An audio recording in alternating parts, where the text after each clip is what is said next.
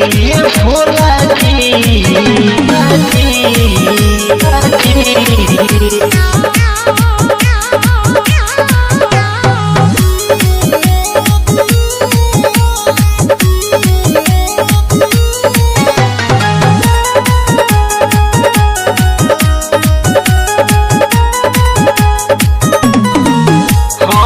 सीधा कथा नहीं के कुछो के लूर हो हमारे के मानी आई बाटे इतना दूर हो हाँ सीधा साधा नहीं के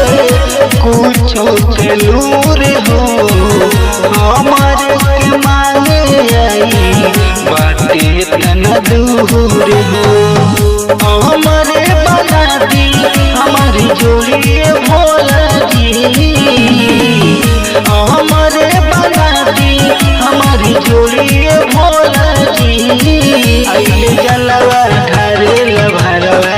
नजर फेरिए भोला जी आइले जलवा ढारेल भरवा नजर फेरिए भोला जी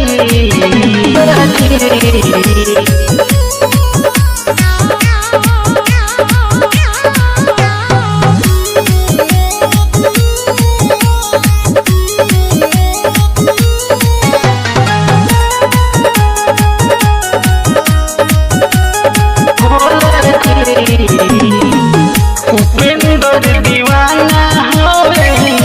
बचपन के यार हो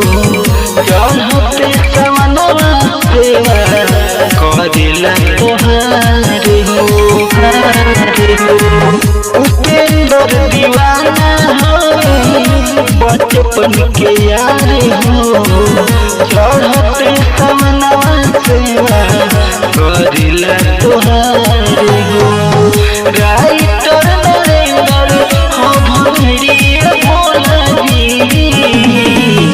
राइटर नरेंद्र हो भंगड़िए भोला जी आइले जलवा ढारेल भरवा नजर फेरिए भोला जी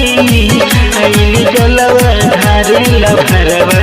नजर फेरिए भोला जी।